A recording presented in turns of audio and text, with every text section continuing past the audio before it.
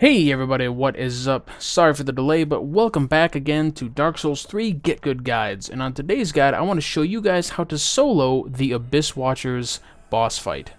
This boss fight's definitely one of the more challenging yet memorable fights out of all the Dark Souls games that I've played personally. The boss himself kind of acts like one of those Dark Knights that usually have a ton of poise and can resist attacks.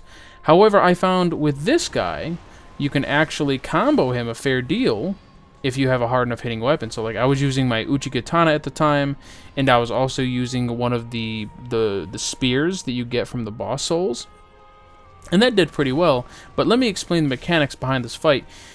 Pretty early on, once he reaches 3/4 of his health, or after a certain amount of time, a copy of himself will show up, and it will turn into a 2v1, which makes the fight, this part of it, considerably harder.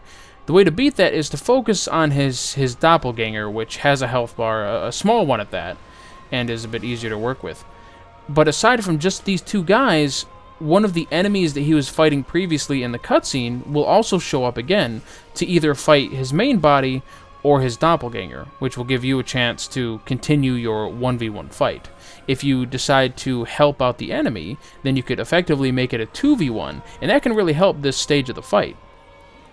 As for the Abyss Watcher himself, he has a long greatsword and a dagger that he attacks with, but mostly it's the greatsword that you have to watch out for. Long sweeping attacks, combos that sometimes go into 3 or 4 different chains of attacks that you'll need to continually dodge, or maybe even block, if you can. If you have long range attacks, magics, bows, use that if you can. That'll make the fight a little bit easier for you.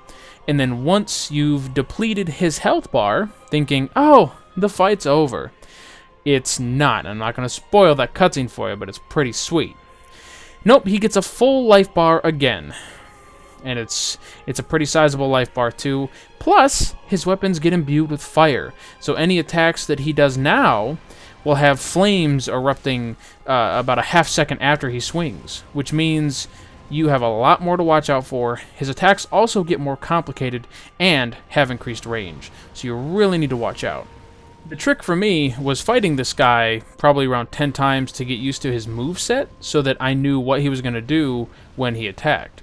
This allowed me to dodge ahead of time and then counterattack with my spear, which had long enough reach to where I could just continually poke him over and over and over again, stunning him for up to 4 attacks worth of damage. And I just kept repeating that and dodging his attacks, and eventually killed him that way.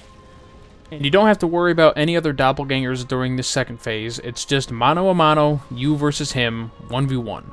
So do all you can, use your bow and arrows if you got it, use your magic attacks, use anything hard hitting and that has range, and you should have a pretty easy time with him.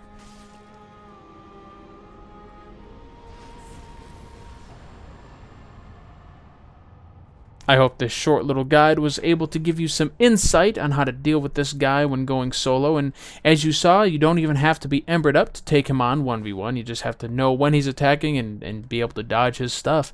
But I hope you liked my Dark Souls 3 Get Good Guide. If you did, then please hit that like button on your way out. Comment down below, let me know what you think of the boss fight. Was it super hard for you? Did you have to solo it? Did you have to get some co-op partners to help you? Hey, I'm not going to judge you if you did.